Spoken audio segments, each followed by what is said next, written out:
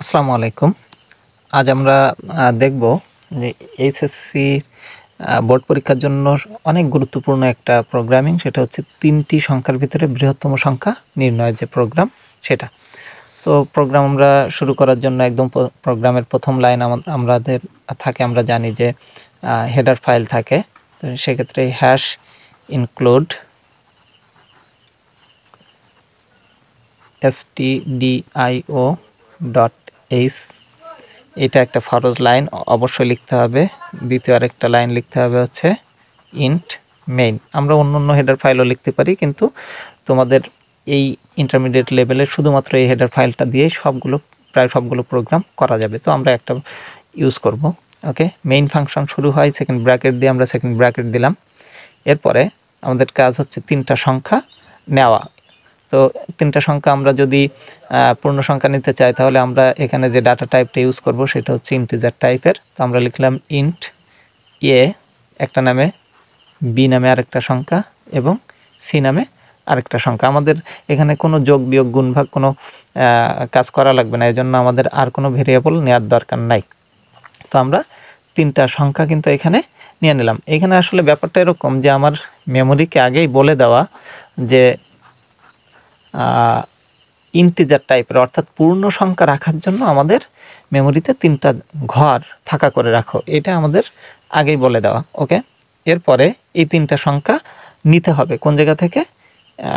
আমাদের কিবোর্ড থেকে। তো সেজন্য আমাদের একটা ডায়লগ বক্স আনার দরকার। তো আমরা এখানে লিখি যে প্রিন্টএফ এন্টার 3 নাম্বার।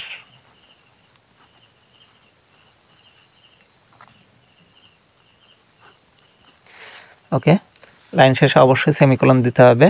তারপরে এই সংখ্যা 3টা নেওয়ার জন্য আমাদের যে ফাংশনটা ইউজ করতে হয় সেটা হচ্ছে স্ক্যানএফ ফাংশন। তো স্ক্যানএফ ফাংশন দিয়ে আমরা আমাদের এখানে কয়টা নাম্বার নিতে হবে? 3টা, এবং কোন টাইপের? ইন্টিজার টাইপের। এই জন্য 3টা পার্সেন্টেজ ডি এখানে দিতে হবে, মাঝখানে কোনো কমা হবে না। ওকে, 3টা পার্সেন্টেজ ডি দিয়ে নিলাম।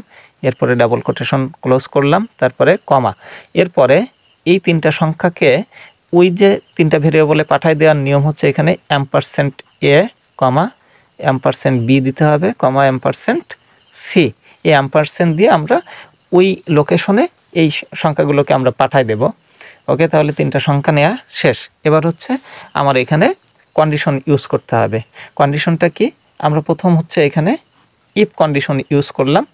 তো আমরা লিখলাম কন্ডিশনের ভিতরে যে যদি এটা বি থেকে বড় হয়, এবং এটা হচ্ছে প্রোগ্রামিংয়ের ভাষায় এবং বোঝায় ডাবল এম্পারসেন্ট, এবং এটা যদি সি থেকে বড় হয়, দেখো এ বি থেকেও বড়, সি থেকেও বড়, তাহলে বলতে পারি এটা হচ্ছে সব থেকে বড় সংখ্যা। ওকে, তাহলে আমরা এখানে প্রিন্ট, অর্থাৎ আমরা আউটপুটে কি লিখব? যে দ্য বিগেস্ট নাম্বার বা দ্য বিগ নাম্বার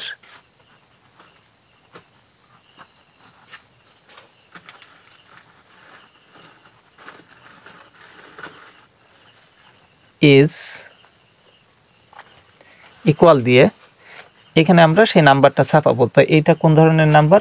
এটা কিন্তু পূর্ণ সংখ্যা, এর জন্য আমার এখানে পার্সেন্টেজ ডি দিতে হবে। এবার কোটেশন ক্লোজ করলাম, করে এখানে একটা কমা দিলাম। দেওয়ার পরে যে সংখ্যাটা আমরা ছাপাতে চাই, এখানে আমাদের আসলে বড় সংখ্যা কোনটা? এ বড় সংখ্যা, তাই এখানে আমার এ দিতে হবে। ওকে, সেমিকোলন এখানে দিয়ে দিলাম।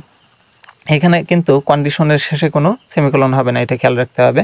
ওকে, এবার যদি এটা না হয়, তাহলে সেটা হচ্ছে এলস ইফ আমরা ইউজ করব,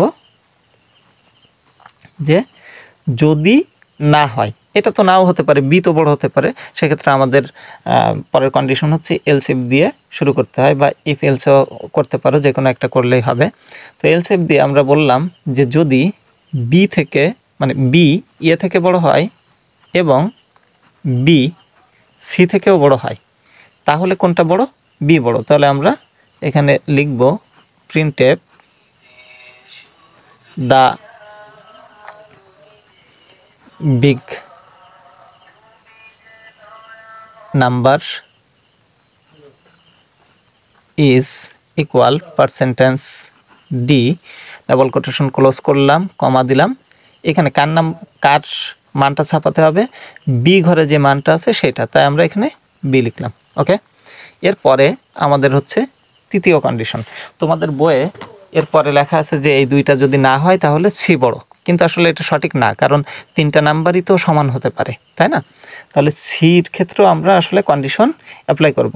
এরপরে আবার লিখলাম এলসেফ। এভাবে এলসেফ আমরা আমাদের ইচ্ছা মতো দিতে পারি অনেকগুলো, কিন্তু ইফ একটা দিতে হবে।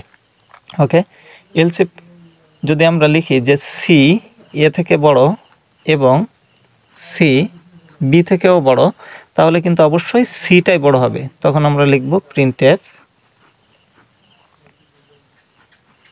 The big number is percentage D, এখানে লিখতে হবে সি, কারণ সিটা হচ্ছে সব থেকে বড়। ওকে, তাহলে এই তিনটা কন্ডিশনের যদি একটাও সঠিক না হয়, অর্থাৎ এও বড় হলো না, বিও বড় হলো না, সিও বড় হলো না, তাহলে কি হতে পারে? আসলে হতে পারে হচ্ছে তিনটা নাম্বারই সমান। তাহলে আমরা লিখব এলস। এলস মানে কি? যে এইগুলো যদি না হয় তাহলে সর্বশেষ কি হবে? এখানে আমার কোনো কন্ডিশন দেওয়ার দরকার নাই, এইগুলো না হলেই আমরা বলে দেব যে এই তিনটা নাম্বারই সমান। তাহলে আমি এখানে লিখলাম প্রিন্টএফ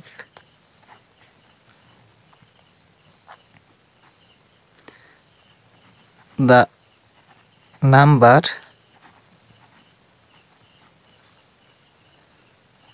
আর ইকুয়াল।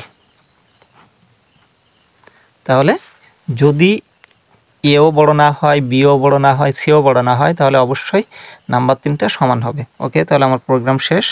এবার হচ্ছে আমার একটা রিটার্ন 0 দিতে হবে, দিলাম। এরপরে ডাবল ব্র্যাকেট সেকেন্ড ব্র্যাকেটটা ক্লোজ করলাম, ক্লোজ করলে আমার প্রোগ্রামটা শেষ। ধন্যবাদ। যদি ভিডিওটা ভালো লাগে তাহলে অবশ্যই সাবস্ক্রাইব করবেন।